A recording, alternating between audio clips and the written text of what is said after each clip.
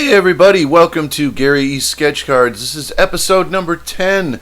GESC has hit the double digits, folks, and that is basically because of you all. Thank you so much to the subscribers. Thank you to everybody who's commented. Thank you to everybody who's watched these episodes. Here we go. This is episode number 10.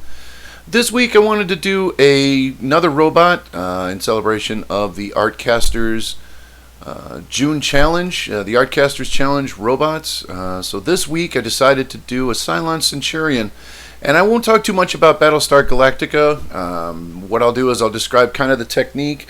One of my subscribers said I didn't concentrate so much on my technique as I did the background behind the pop culture that inspired the drawing itself. So this week, suffice it to say, this is going to be a Cylon Centurion from Battlestar Galactica, and I will touch a little bit more on the technique. So here what I'm doing is basically outlining the shape from the reference drawing.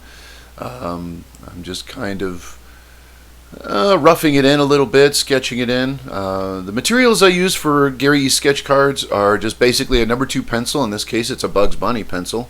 I hope I don't owe anybody any money for mentioning any names, but basically it's a number 2 pencil and a cut piece of watercolor paper. I use the watercolor paper because I like the texture of it, and the pencil shows up really well on it.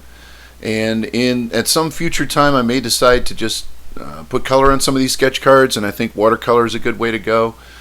Just truth be told, I have to actually work a little bit more with watercolors. I'm more used to working with pencils and acrylics and that. So as the drawing is moving along, I'll darken in some of the lines. You see, I sketched everything in rather lightly, and then I started shading. So I'll kind of darken things up a little bit. I'll drop in the midtones and the shadows as I go. I don't normally start in one area and then kind of move across the page. I sort of pick and choose and work sporadically, as you can see. Here I'm doing obviously the visor.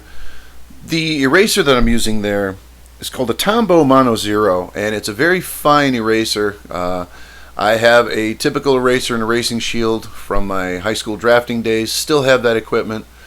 But when I saw this Tombow eraser sort of demoed in another video, I had to get one. They're available on Amazon, and just look them up, Tombow. Slight plug, but I think it's been one of the better tools that I've added to my arsenal as I've gone, as I've progressed. So once again, I'm just going to add some more midtones and kind of keep shading as I go. I like to work on the face before I go to anything else, usually. The pattern that I've kind of noticed in some of the videos that I put together is that I'll work on the face and then work my way down to the outfit, costume, in this case the armor or what have you. So I guess there is kind of a pattern to what I do, but again, it's not like I start from the upper left and work my way straight down to the lower right or anything like that. I'll just kind of go through, and once the piece starts coming together, it makes it a little easier, of course. So yeah, so this is the Cylon Centurion. Again, in celebration of the Artcasters Challenge for June robots. Yeah, this was a fun piece to do because I was a big fan of the show as a kid. I used to watch it all the time, and I watched the newer series when it came out. I actually block watched it on Netflix over the period of 2 months, and I absolutely loved the show. But the original, I still love the original Cylon Centurion design. So again, more about the technique. Again, I'm adding the midtones and the shadows, and things are kind of coming together really well. I'm very happy with this sketch card.